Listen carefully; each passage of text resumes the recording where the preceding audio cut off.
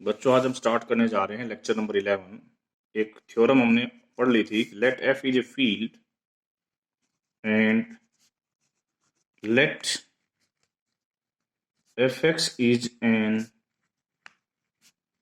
irreducible polynomial of positive degree in fx, polynomial ring of f. Then there exists an extension field E of f and alpha इस ई से belong करेगा such that वो इस polynomial को satisfy करेगा। अब हमारा क्वेश्चन ये है कि इस एक्सटेंशन की डिग्री कितनी होगी। इस एक्सटेंशन की डिग्री इस पोलिनोमियल की डिग्री के इक्वल होगी, ये हमें प्रूव करना है। ओके, सेकंड पार्ट समझ लो, fundamental theorem of field theory का। अब हम एक सेट बना रहे हैं बच्चों एस। हमने मान लिया है कि इसकी डिग्री n है, तो इस सेट में भी n एलिमेंट होंगे। 1 ideal generated by F x ideal generated by F x और लास्ट में x की power n-1 ideal generated by F X की डिग्री n है। इस बात को ध्यान रखो, हमें प्रूव करना है कि this forms a basis of ई।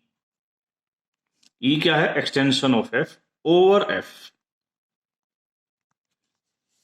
किसी को बेसिस प्रूव करने से पहले का सबसे पहला स्टेप होता है लीनियरली इंडिपेंडेंट। हमने क्या किया? इस पहली चीज को ए नोट से मल्टीप्लाई किया,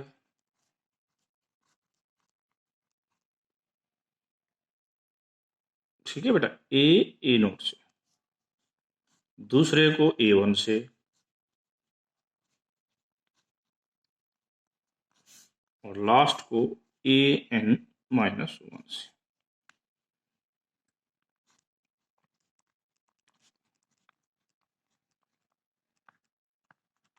और इसको जीरो रख दिया, तो इस पोलिनोमियल, इस एक्सटेंशन फील्ड की जीरो ये होती है।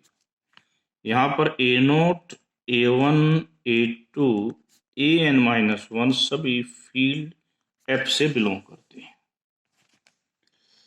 यदि इस चीज को सिंप्लीफाई करेंगे तो हमें मिलेगा जी A0, ये इससे गुणा होगा A1x, यहां होगा जी AN-E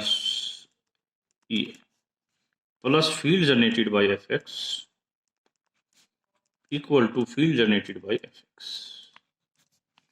अब ये चीज इस रूल में इसमें पाई जाएगी, ये कोसेट थ्योरी का रूल है, ये इसमें पाई गई। अब इसका मतलब ये चीज इससे डिवाइड होती है, इसका मतलब देयर एग्जिस्ट जी एक्स। अब आपको बता दूं कि ये भी एफ एक्स की, ये भी पोलिनोमियल रिंग एफ एक्स में है, ये भी पोलिनोमियल रिंग एफ एक्स में। डिवाइड करने के बाद जो कोफिशिएंट मिल रहा है वो भी इसी एफ एक्स में ही है। There exist G X belongs to F X such that A0 A1x En-1x gx into F X. इस एफ एक्स की डिग्री कितनी है? n। इस पूरी चीज की डिग्री n या n से ज्यादा होगी और इस पूरे की डिग्री n से कम है। तो ये तो प्रॉब्लमेटिक बात हो गई। बिल्कुल, इस प्रॉब्लमेटिक बात को हम क्लियर करते हैं। दूसरी बात भी आप कह सकते थे यहां से कि ये एफ एक्स की डिग्री n है। n डिग्री वाली पोलिनोमियल एक छोटी डिग्री वाली पोलिनोमियल को कब डिवाइड करती है? एक स्थिति में डिवाइड करती है, जब ये पोलिनोमियल जीरो हो। यहां से वही बात है कि ये जो डिग्री n है, this is only possible when this is zero. इसका मतलब हमारे को ये मिल गया कि ये एक जीरो पोलिनोमियल है। मैं वर्ड फिर बोल रहा हूं, क्या है ये? जीरो पोलिनोमियल, यानी कि ये सारे कोफिशिएंट जीरो हैं सारे कोफिशिएंट 0 होने का मतलब आपने क्या प्रूव कर दिया जी, लीनियरली इंडिपेंडेंट। अब हमारा खेल बनता है स्पैन का, लीनियर स्पैन। अब आपने कोई एलिमेंट लिया gx plus ideal generated bye fx, ये कोई भी एलिमेंट होगा एक्सटेंशन ई से, आर्बिट्रेरी एलिमेंट। अब यहां पर हो सकता है बच्चों की gx की degree, it is possible that कि gx की डिग्री fx की डिग्री से कम, ठीक है, और हो सकता है ज्यादा। तो हम यहां क्या करते हैं कि इस gx के ऊपर डिवीजन एल्गोरिथम लगा देते हैं fx के साथ। ये QX और जो RX मिलेंगे ये दोबारा से FX में मिलेंगे, और यहां पर एक या तो RX 0 होगा या degree of RX less than degree of FX होगी। ये डिवीजन एल्गोरिथम लगा दिया। अब इस चीज को यहां रख देते हैं,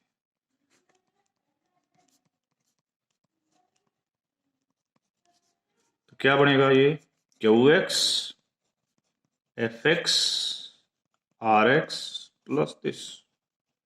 और आपको बता दूं ये चीज तो वास्तविकता में इसका पार्ट है, इसको तो यहां, क्योंकि ये तो मल्टीपल ऑफ fx है, सारे मल्टीपल ऑफ fx यहां पाए जाते हैं। This is now written as RX plus this.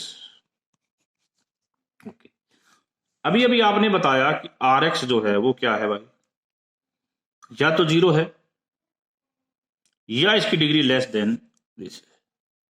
यदि ये 0 है, यदि ये 0 है तो क्वेश्चन खत्म, तो ये इसका पार्ट हो गया, 0 टाइम लिखा जाएगा।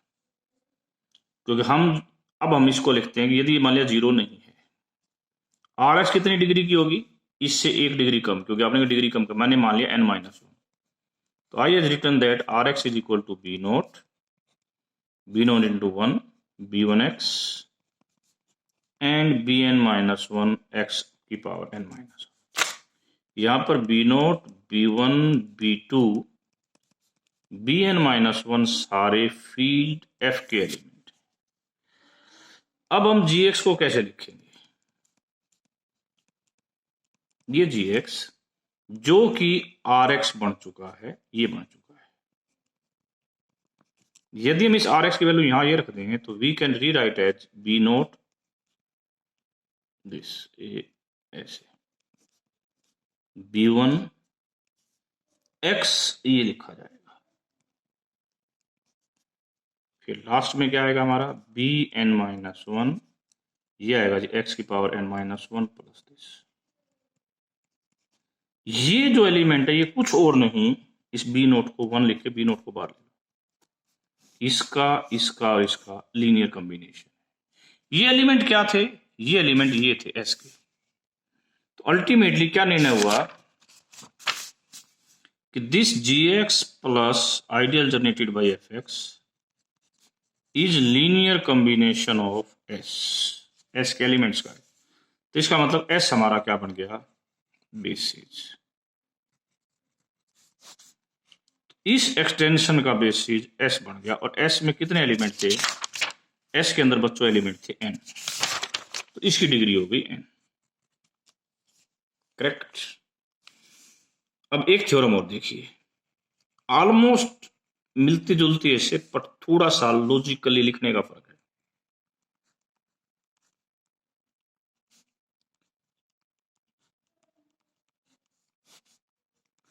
बच्चों फर्क क्या है, मैं फर्क बताता हूं।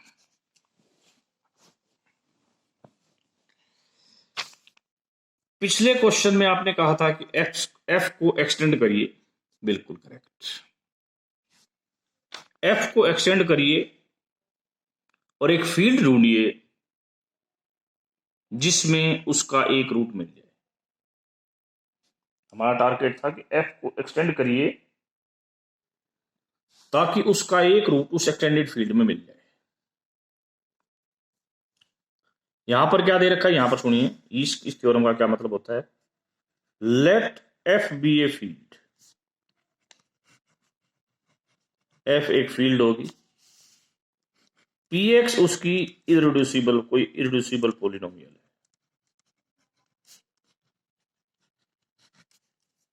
आपने कह दिया कि ए इसका जीरो है किसी एक्सटेंशन फील्ड ई में, एफ की एक एक्सटेंशन फील्ड ली, उसके अंदर एक एलिमेंट है ए जो इसको सेटिस्फाई करता है।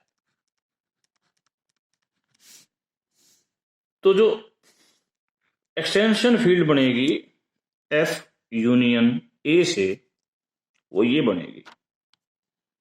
अब हमारा क्वेश्चन ये है कि ये एक्सटेंशन फील्ड इस एक्सटेंशन फील्ड के आइसोमॉर्फिक हो। ठीक है बेटा, ये बहुत इंपॉर्टेंट मैंने क्वेश्चन का जिक्र किया है।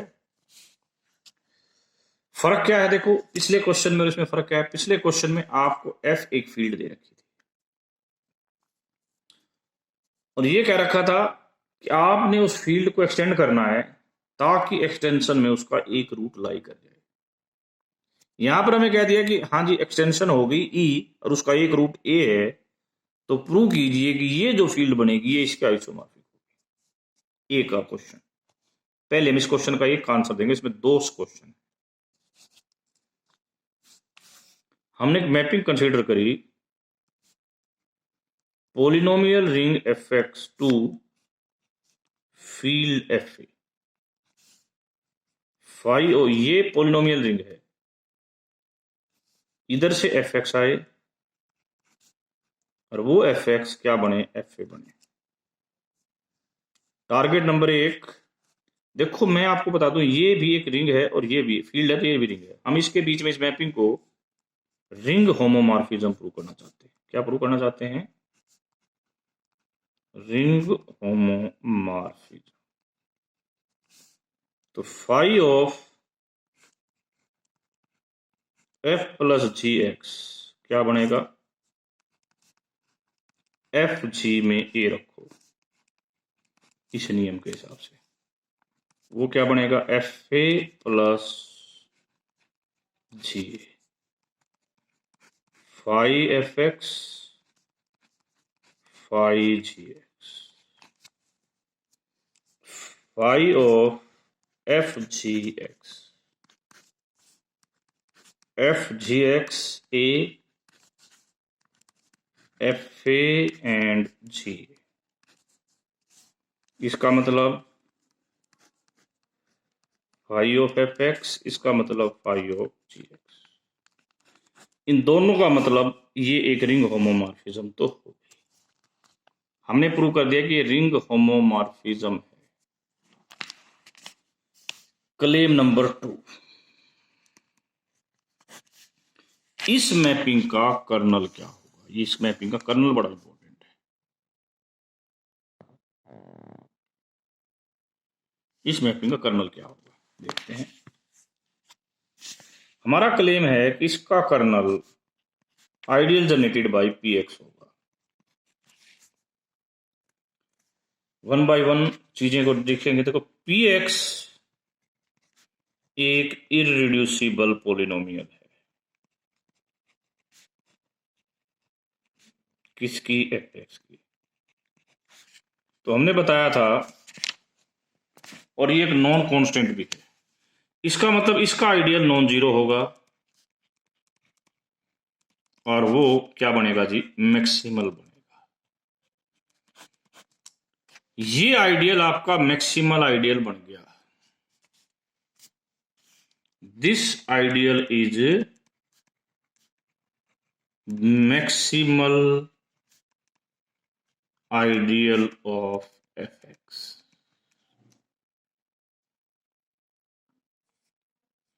अब हम एक बात प्रूव करना चाहते हैं कि kernel of phi F X के इक्वल नहीं होगा। क्यों, क्योंकि एक फंक्शन होता है F X is equal to 1, तो फाई ऑफ एफ एक्स इस फंक्शन का तो 1 ही आएगा, कभी 0 नहीं आएगा। इसका मतलब ये एफ एक्स कर्नल में बिलोंग नहीं करेगा। तो ये बात है, कर्नल कभी भी एफ एक्स के इक्वल नहीं होगा। ये बात भी होगी, बहुत अच्छी बात है। Kernel is never equal to F X. अब हमारी मैक्सिमल प्रॉपर्टी क्या कहते हैं, आपने कहा कि ये आइडियल तो मैक्सिमल आइडियल है।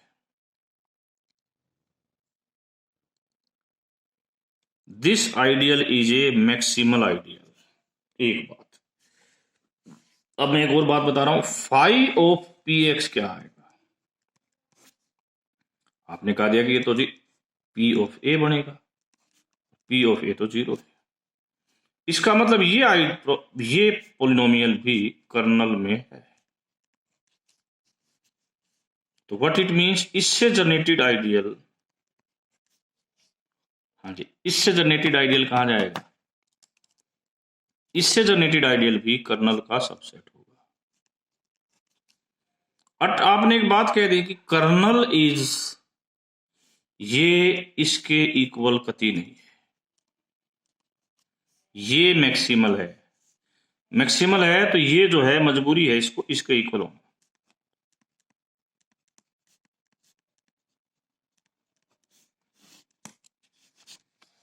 तो इसका मतलब ये कर्नल इसके इक्वल होगा। अब आ जाओ जी first fundamental theorem of isomorphism.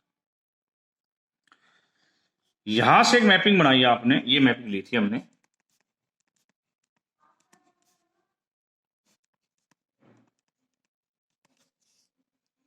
ये मैपिंग ली थी हमने, बिल्कुल। मैंने ये कह दिया कि ये मैपिंग एक होमोमॉर्फिज्म है यहां से यहां तक। तो जो इसकी इमेज होगी वो जो किसके आइसोमॉर्फिक होगी जी? एफ एक्स के। No no no, sorry sorry, इसकी जो इमेज होगी वो इसकी एक सब फील्ड होगी। मैं कह रहा हूं इसकी इमेज इसकी सब फील्ड होगी। Very good. Image of this must be सब फील्ड ऑफ दिस। अब ये इमेज होगी क्या?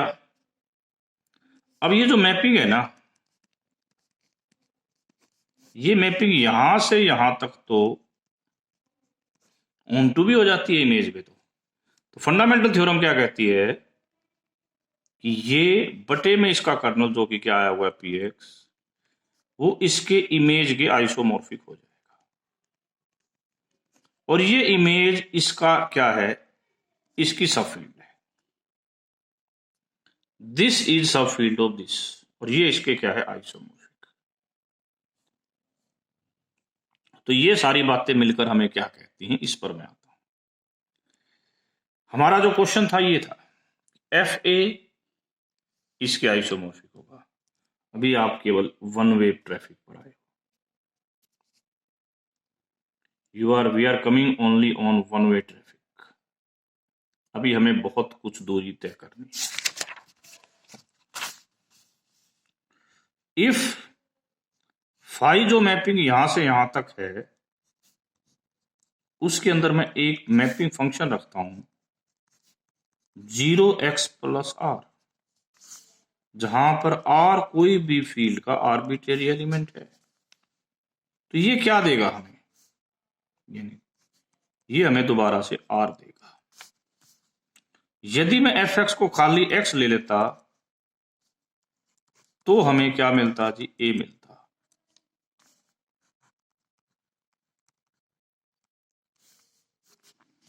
अब ये मीनिंग, ये एलिमेंट कहां पाया जाता है?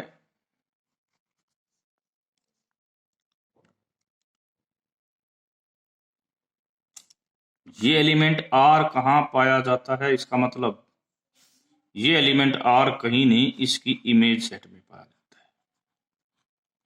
ये आर क्या था? Any element of field. इसका मतलब this field is subset of this.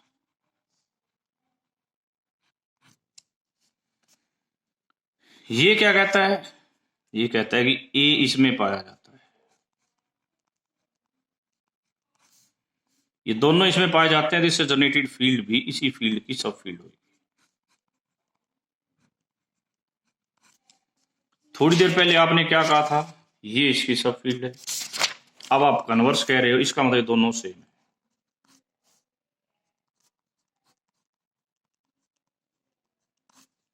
और ये किसके आइसोमॉर्फिक थी?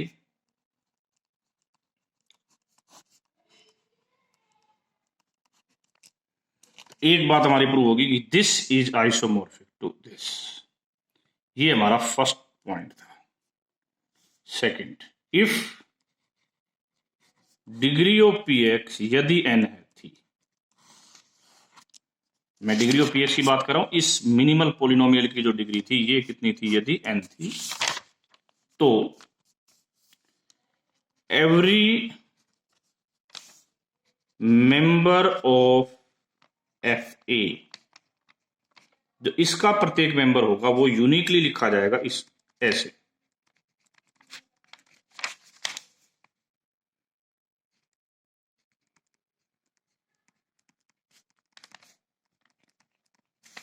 जहां पर C0, C1, C2, Cn-1 field से बिलोंग करेगा। ये वर्ड मैं बोल रहा हूं यूनिकली लिखा जाएगा। Every member of F A uniquely expressed in this form. फिर सुन लीजिए कि every member of this uniquely expressed is in this form. ठीक है, ये बात हम अगली लेक्चर में प्रूव करेंगे। हाँ, अब हमने इस लेक्चर में ये प्रूव कर दिया कि ये इसके क्या होगा, आइसोमॉर्फिक। यहां तक हमें पता लग गया है। ठीक है, ओके। और ये जो है ना, ये जो बात लिखी गई, ये जो फील्ड बनती है ना इससे दोनों से, वो स्मॉलेस्ट फील्ड होती है। और ये वो फील्ड है जिसमें दोनों कंटेन करते हैं। तो ये जो स्मॉलेस्ट फील्ड होगी वो इसकी क्या होगी, ये स्मॉलेस्ट फील्ड इसके अंदर कंटेन करेगी। तो अब हमारा अगली लेक्चर में क्या बचा है, यदि पीएच की डिग्री n है तो every member of F A अपने आप को ऐसे लिखेगा, ये यूनिक भी होगी, और ये C0, C1, C2 कहां से बिलोंग करेंगे, फील्ड से बिलोंग करेंगे। This will be discuss in the lecture number 12। Thank you.